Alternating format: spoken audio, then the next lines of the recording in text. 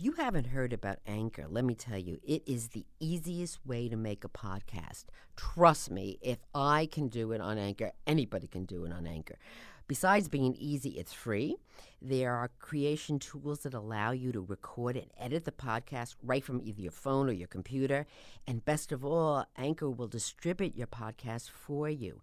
And you can hear it on Spotify or Apple Podcasts and many, many other platforms. So it is really like one-stop shopping, everything you need to make a podcast in one place. So really, if you're into this and you want to do this, Anchor is the place to go. Download the free Anchor app or go to anchor.fm to get started.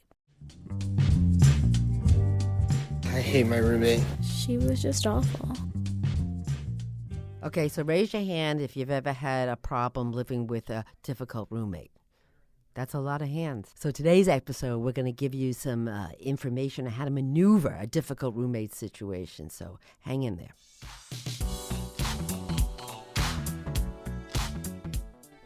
This is Spot On, a health and wellness podcast for college students, soon to be college students, or anyone that knows a college student.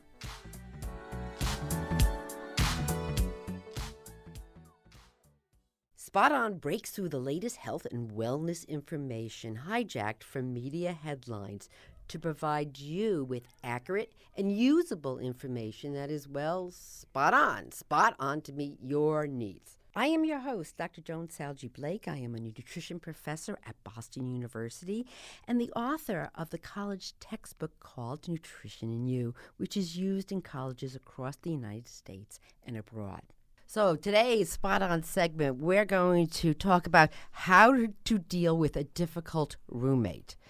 Are roommate problems like really a real thing? Well, let's go to the street and ask college students their thoughts.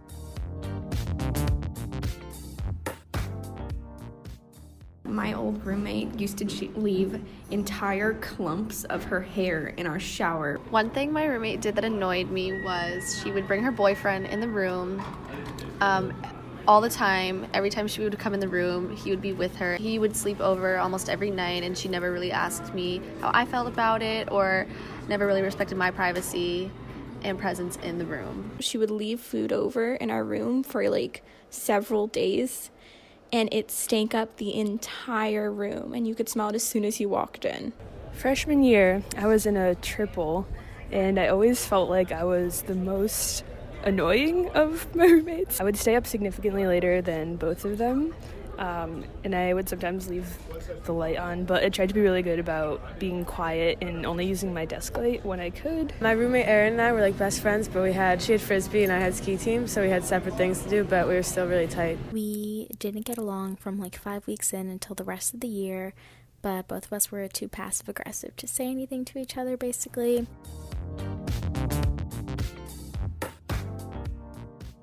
Well, based on what we just heard, I guess there are some good roommate situations and not so good roommate situations. Today's topic, I really love it because this one is really for everyone. You know, those who will be a college student, may be nervous about these whole roommate issues, those in college that may have a good or not so good roommate, and the post-college living people that have a roommate, and maybe with a significant other, which, by the way, is code for marriage. So I think today we're going to have a wide audience that can learn how to get along with other people in a living situation. So today I'm so excited to have on here, I have two guests. I have Abigail Freeman, and she wrote an article in the Boston Globe about how to deal with a difficult roommate. That's where I stole the name of the podcast from. I just want to tell you. Okay, That's Abigail. okay. You have permission. Okay, good. Thank you. And it was a great article, so I said, I'm bringing this lady on. And another person here is I have Rose, and this is a student that's at Boston University, and she didn't want to use her real name, so she said, something, I've always wanted to be called Rose, so we're calling her Rose today. And she's had experience of living with great roommates and maybe not so great roommates. So let's talk about this, because I know that this is can be a potential problem, especially in college. Abigail, I've had roommates that I would take home for the holidays. And I've also had roommates that I'd be thankful that there's Craigslist because I can get on and find a new roommate ASAP. So tell me, what made you write the story? Yeah, so I was in a unique position during my co-op at the Globe where it wasn't in my job description to be writing every day. I was an editorial assistant. So it really was up to me to... basically, if I wanted to write something, it had to be an original idea and I had to pitch it. And I started just drawing from my daily life and things that I wanted to look into a little bit more, because I think that a lot of college students struggle with having conversations with their roommates when, they're not happy about something to do with the living situation. Right. So I just thought, what are the answers? And I just decided to reach out to different possible experts to speak to. And I got in touch with Gail Packer, who is the director of the Community Dispute Settlement Center in Cambridge. Mm-hmm. And they have a partnership with the city of Boston where they offer affordable mediation. No kidding. Yes. So I'm going to get that name. We'll put that up on the Facebook page later. Oh, definitely. Yeah. And she really gave some helpful advice. And at the end of the day, it all just comes down to communication, sure. Which you could ask any of my friends. I wouldn't say great communicator, but I have no trouble getting how I feel across. And some people associate confrontation, with a negative feeling, but it really shouldn't be a negative thing, because you just have to get through your life by confrontation. So. Absolutely. I mean, communication is key. And communication is, whether you're rooming with a significant other or a friend or whatever. So communication is key. And Rose, did you find that was a problem with the communication in your roommate situations? That was like the root of everything. Really? Was communication. Everyone had I lived it with two roommates. One of them I lived with my freshman year, and then we decided to live together sophomore year. And the other one was someone that was kind of an addition. Okay. And the reason why, like, the one from my freshman year and the one I'm living with this year, the reason why we agreed to live together again was because we had the same kind of, like, we were okay with confrontation. Right. Like, we just wanted everything in the open, like, no feelings hurt kind of thing. Right. And then the third roommate was the complete opposite. Sure. Was like anytime there was an issue, it was like passive aggressive kind of things would boil over because like no one was talking about anything. And we tried like to get like a room consensus because it's like we're all like in close quarters, and it just didn't work because everyone had different. Right. This is where the opposites, don't attract and they shouldn't attract, because that's where there's a problem. And when you had the roommate with two other roommates, did you each have your own bedroom, or were you sharing a bedroom? How did that work? Last year was in a quad, so that's 4 beds in one room.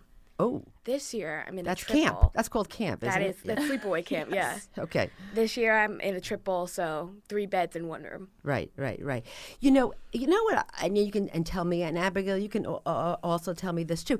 So many college students, or soon-to-be college students, have really grown up with their own bedroom. And so when you think about it, now you're going to be coming to a place, and you're going to be living in a dorm room. And for those students who are yet to come to college, those maybe that are soon to be college students, we're talking that a dorm room is 10 by 13.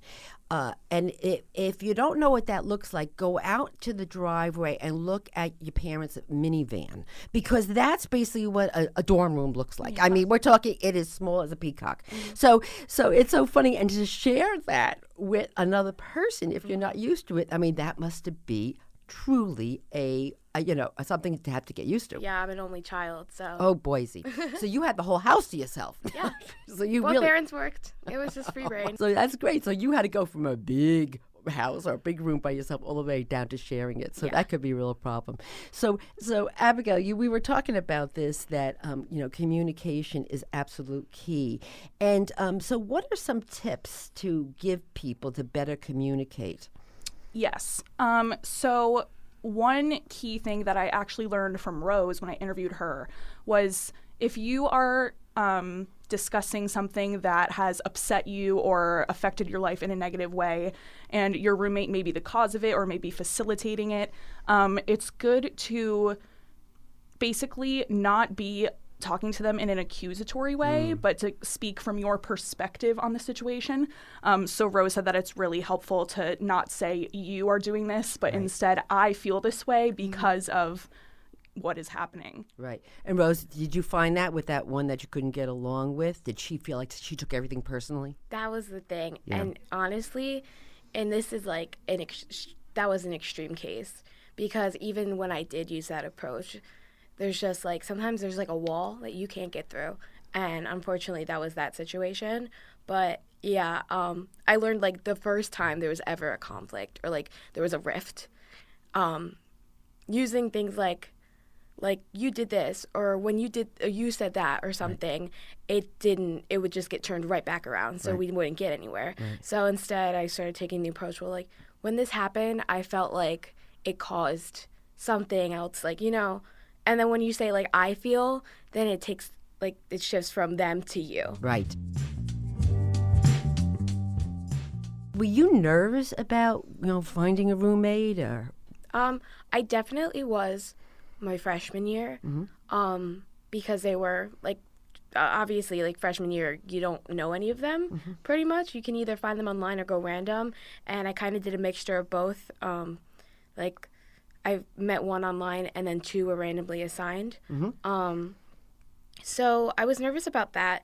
My sophomore year, I wasn't as nervous because I thought I knew. I think I went into it like kind of maybe a little too comfortable, thinking I knew like all there was to know about living with people.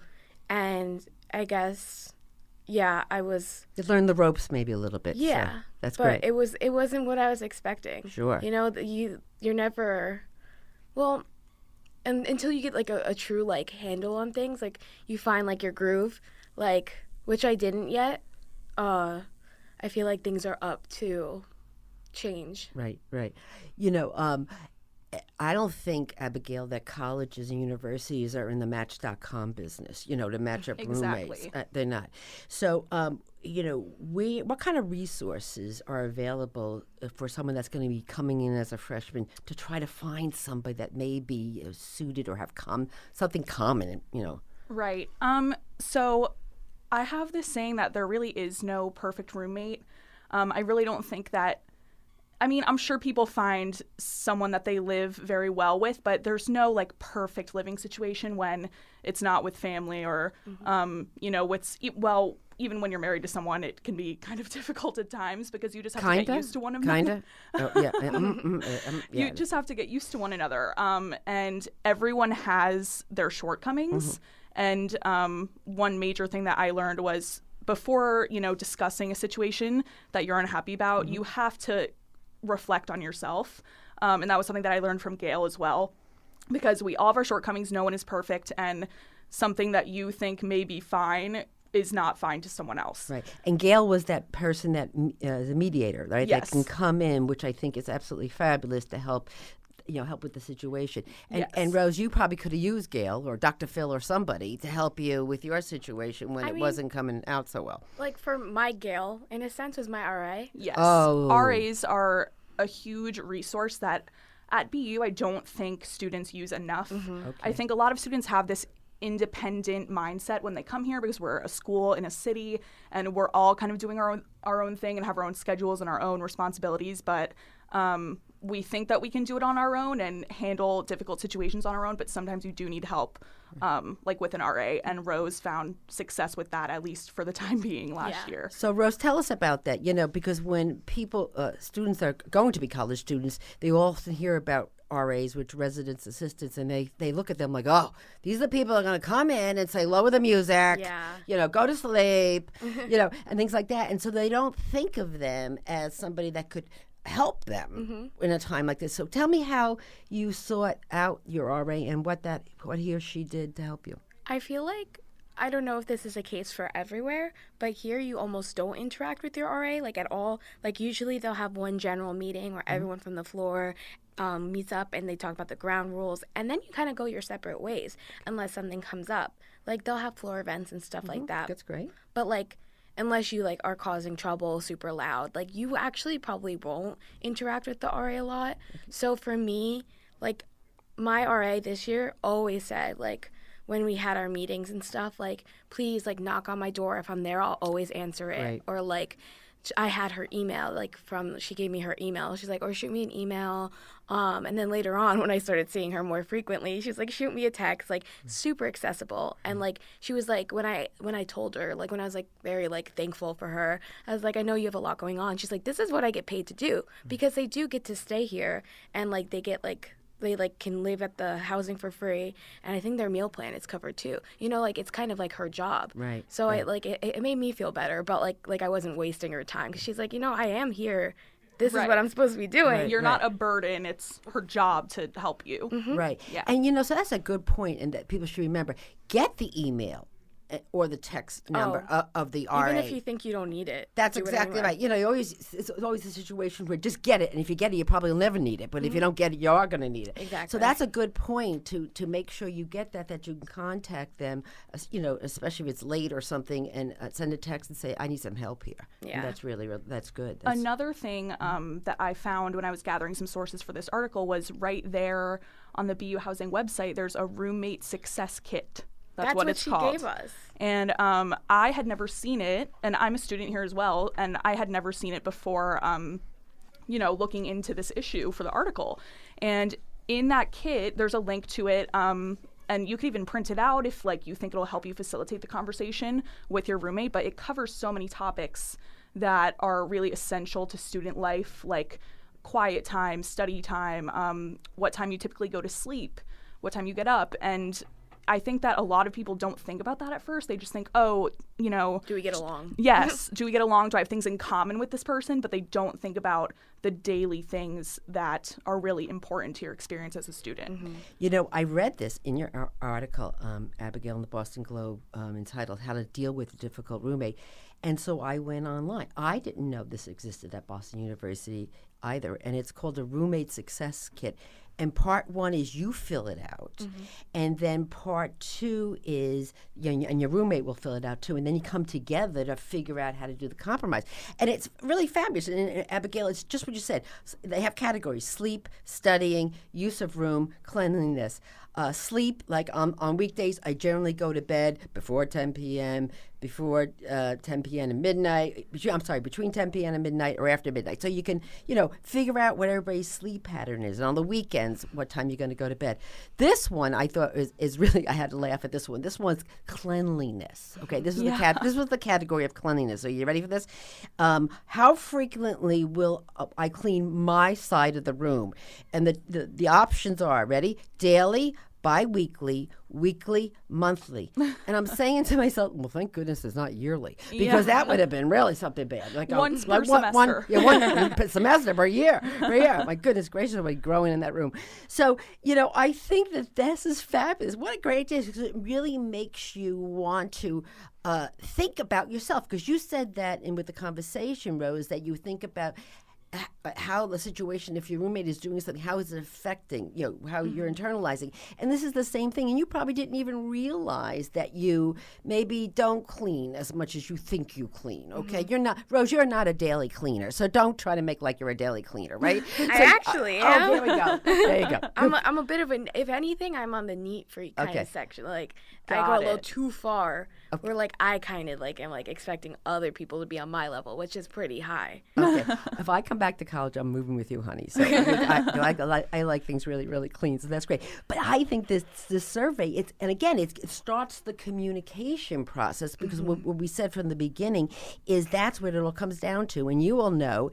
And whether it's just a roommate or the significant other or whatever, when you don't communicate, it boils up to the point where it gets ugly. It really gets ugly. And we all thought we knew each other when, like, we got our roommate success kit printed out and handed to us, like, by our RA, and we all thought we knew each other. We were, like, kind of laughing about it, like, ha ha ha, because we were all, like, we all knew each other before we moved in. So we were like, ha ha, this is, like, kind of silly, you know? I kind of, in retrospect, wish we took it more seriously, because things like sleep schedules became a big issue, where I was waking up, like, pretty early because I work before I go to class, and then my other roommate, she slept 14 hours a day, I think.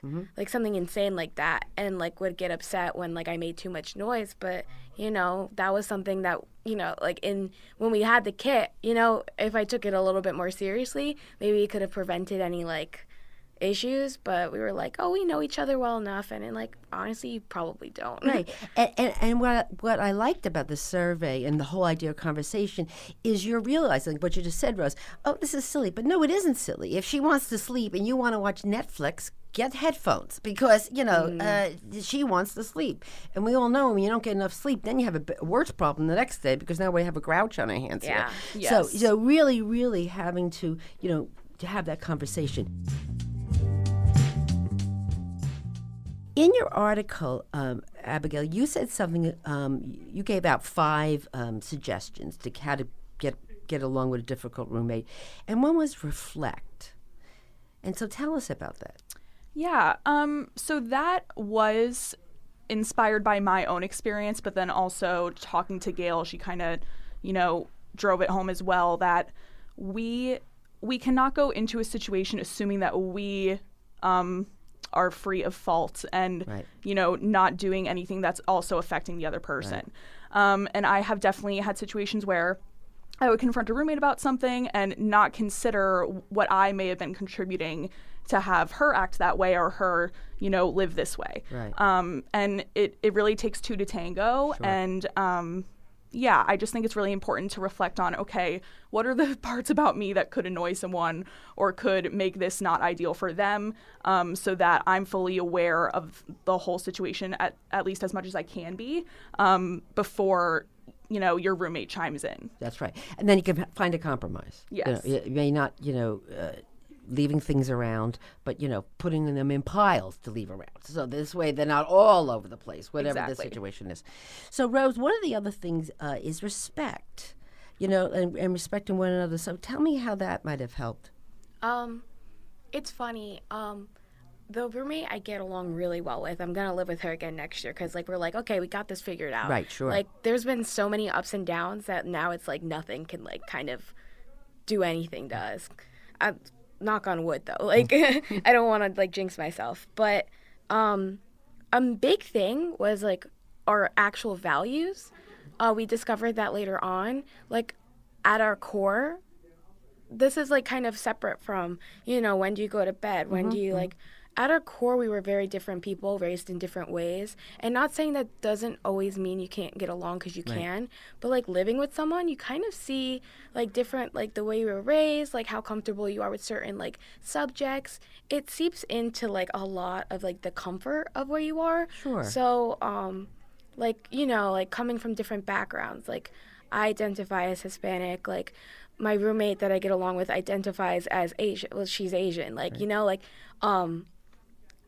and kind of having our own experiences, we had an easy time, like, you know, being open to each other. And, like, you come from China, you know, and, like, I'm from, like, Colombia. I live in America. We had, like, this kind of common, like, open, like, we wanted, like, because we're not American per se. But you brought that lovely culture in, you know? Yeah. And fascinating not just even stories. that we were from different places, but that we were open to, like, we didn't write anything off or, like, assume anything about other people. And I think that contributed to, like, why we were compatible. And our third roommate didn't understand where we were coming from, couldn't place herself in other people's shoes the same way. Good point. Very, very good point. Now, does your friend have family in Asia? Is there a trip in our future back there? Maybe. Yeah, I want to go to China. Yeah, I'm with you. I'm with you. So, Abigail, you know, you had talked about finding compromise. Is, you know, big. And, you know, I have a significant other, and we're always, you know, compromising. Some of us a little bit more than others, okay? So give me some ideas about compromising and how important that is. Yeah, so one of my favorite sentences in that article is that a lot of us are afraid to rock the boat, but it's very easy to capsize it if you don't find some compromise and allow yourselves to find compromise. That's great. Because I think people are quick to assume that the other person won't compromise and they don't give them the chance to do so. So I think the first step is, you know, bring up the problem and give them a chance to compromise with you. Give them a chance to hear you out. And you made a very good point. Like, sometimes one person is compromising more than the other. And I think it's definitely helpful to know that you're not always going to meet right in the middle. Like, sometimes someone else will be giving a little more than the other person.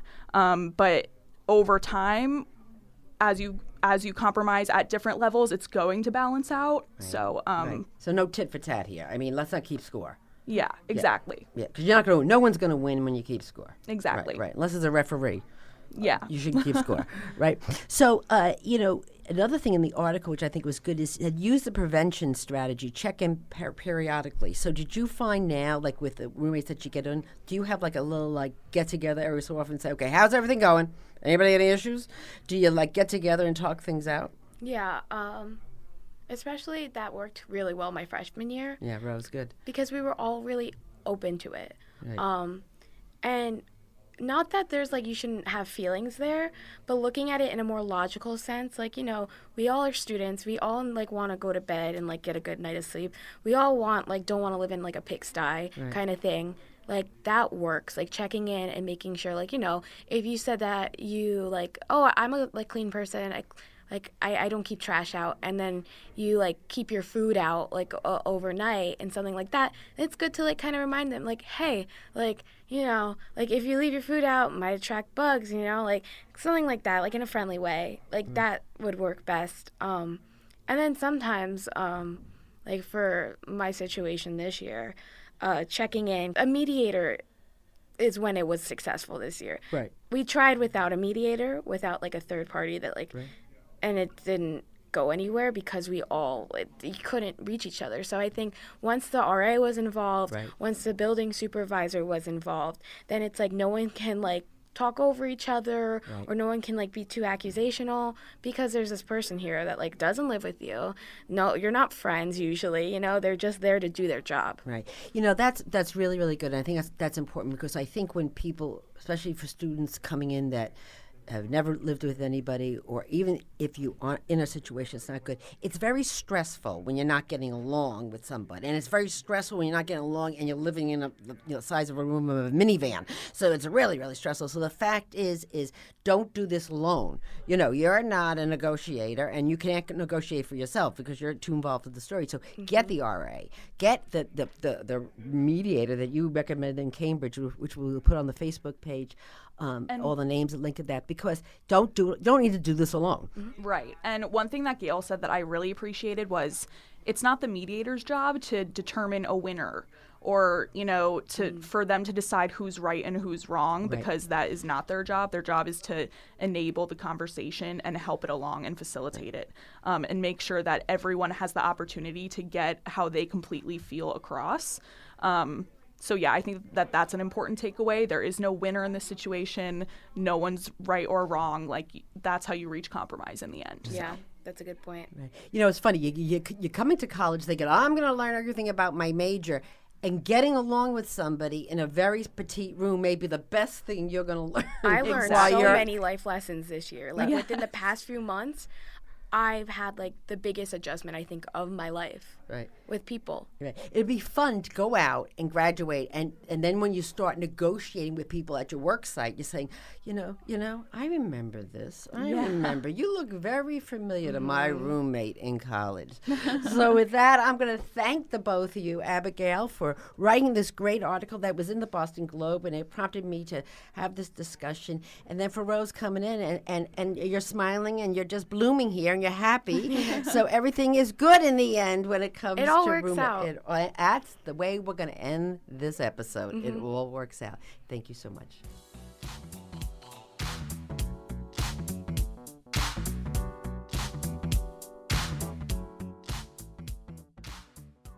Thank you for listening to Spot On. I am your host, Dr. Joan Salge Blake. Follow me on Instagram and Twitter at Joan Salge Blake. Please subscribe to Spot On through Apple Podcasts, Spotify, or anywhere you find your podcasts. Also, visit our Facebook page to join the conversation and tell us what you'd like to hear in future episodes. And oh, by the way, could you ask 5 of your friends or family members to download Spot On and subscribe to it? Do I ask a lot from you?